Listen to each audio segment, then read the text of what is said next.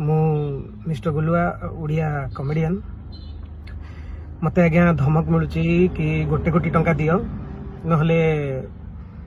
तुमको social media बदनाम करूँ गोटे कोटी टंका पर कथा 50 लक्ष है 50 लक्ष टंका दियो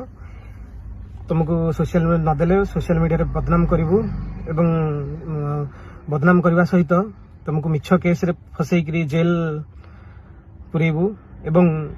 जेल पुरेबा सहित तुमको बाडेकी सबुदिन डिजाबुल करदेबू जमी तुम जीवन में केबे काम कर पारबनी